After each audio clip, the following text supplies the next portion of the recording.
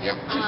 This is sort of just a practical, quick tip, but what we've seen from blogs is that bloggers tend to gravitate to other trustworthy bloggers in their same industry, and they do that through blog rolls of just listing some of those other trustworthy blogs, but then going out on those blogs, commenting on the posts, and that draws those bloggers onto your sites, and they've already kind of built an audience, built a community, and so then you sort of become part of this network of trustworthy bloggers that's not buried by all the I bought a car once blogs. But you sort of get the street cred from some of those other bloggers by interacting back and forth. Paul? I can, a couple of comments. Stick to 2 parts. 2 parts, 2 and a half. Most be difficult, but thanks. For everyone. I like the haircut. As most people know, I've been working in the business about 30 years and followed it from very traditional print all the way up to new media, starting with the first auto magazines in '96 online. A couple of thoughts. Ray, you're pretty good compared to a lot of folks about taking credit, but also giving credit when you pick up on a story. Having had a couple of key scoops recently, watching them show up in a number of places with no attribution, in many cases having entire stories lifted word for word, even beyond that. This is a key issue. I'd like you to talk about that problem out there, because for a lot of folks who are starting up, the way that the world is working, you're getting ripped off repeatedly. My partner is spending a huge amount of time just simply tracking things down and telling people, if you're going to do it there, you're going to have to give us credit links or remove it.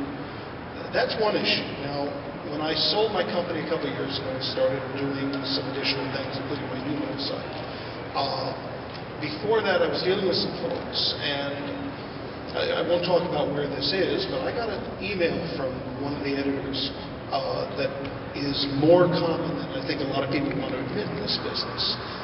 I had some ethical issues with something I was being asked to do. And this editor sent me a note saying, Paul, you've got to understand, this is the web. As long as you get it 70% correct, that's good enough. That's a word for word, that's an exact quote. This is an issue that I think we see a lot online. I want to get your thoughts about that, and whether, to the comments made earlier, will that shake out, or will attitude, linkage, power, and all the other factors, the new rules that Paul refers to, wind up making 70% better than being really damn good as you used to have to be? It's $1 million question. Yeah. Sorry, no. Issues. Well, all right, so I think on the first question, the question of attribution, it's extraordinarily important that people are sourcing their stories. And we work very, very hard at trying to make sure that we're in every case trying to explain where we got the information from, because that level of transparency is extraordinarily important.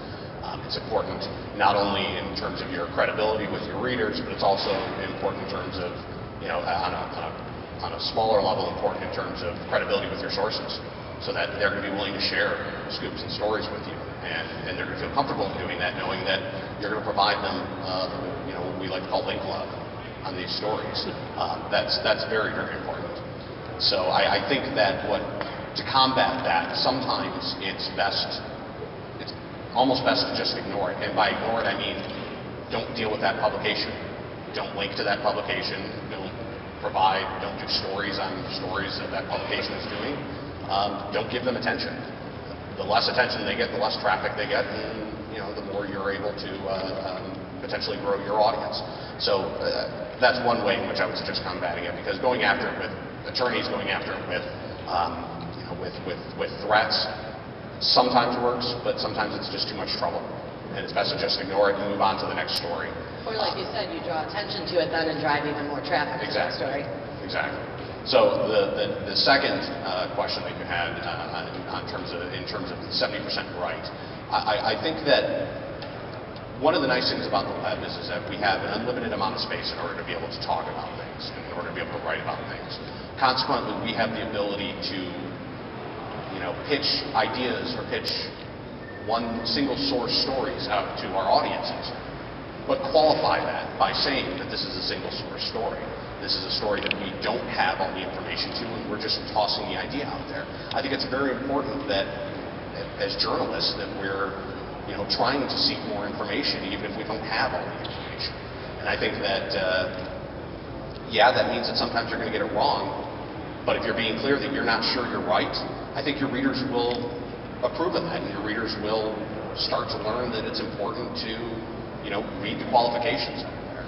I don't think that's anything that's new or different. I just think that, we have more space in order to be able to do it. I wanted to go back to your original first question on the sourcing and attribution of your stories and scripts. This has been an issue that traditional media has dealt with forever. I mean, for as long as I've been in the industry, working at little papers in New Jersey and having the New York Times pick up stories that I wrote and never crediting the paper that I wrote for. And it's interesting because I watch it happen on the web, hear people talk about things and say, oh, I wrote that, and nobody gave me any credit. I'm sort of interested to hear why it's so much bigger of a deal on the internet for blogs to get credit than it is for the traditional media. Traffic is money. I mean, traffic is money, and it's less about. In many cases, it's less about getting the credit as it is getting a link on it and being able to say, that I was able to bring in some unique visitors on it. It's much more important than it is in traditional media because. In a magazine, you can't click through and be able to see the original article. Right. All right, go right ahead. Just to reinforce that sentiment, Cision did just published about a month ago a study on social media usage by traditional journalists from George Washington University. And 89% of traditional journalists said that they were using blogs and social media sites to get story ideas, to find sources, but 82% of them also said that they didn't really trust that either. So, I think that there is sort of a blurry line right now trying to figure out how journalists are really going to be credible and have authentic sourcing at the same time taking advantage of all the new tools that are out there. Yeah, but there's that old line, remember, that we all learned, if your mother says she loves you, check it out. We're in the back row here. Hi, I'm Joni Gray. I want to take the conversation to, we are out there as journalists, and that seems natural. People want opinions of people. The Facebook gets filled, the Twitter gets filled, and now corporations, and especially automotive corporations, have pages where you become a fan, blah, blah, blah, and they just don't seem to know how to behave on social media in a way that is authentic or that isn't just full-blown commercial. And I see the growth of that, even in recent, maybe 6 months, and it's so bad that the clutter is getting, really ugly. And I know a lot of out-of-work journalists who, are being considered for jobs within these corporations. So maybe they can go out and, the guy at Ford is really great about putting actual, interesting information people would want out there. Could you speak to where we are in that world, and will the corporations finally kind of get right with the way they communicate on social media? Well, that's a great question. I think that they're going to be forced to, because right now it is kind of the Wild West out there. So a lot of corporations are seeing, oh, I have to have a Facebook fan page, I have to be out on Twitter, I have to do that, because this is what everybody is doing, without really having a goal in mind as to why they're doing it, or best practices in mind as to how they're going to carry that out. But I think what we're seeing is that even if there's an initial splash of people becoming a fan or following the news, that if there's not that interaction, that audience is going to drop off really quickly. And corporations are going to see that, and they're going to have to acknowledge that, and they're going to have to learn how to interact, say like Scott Monty that you were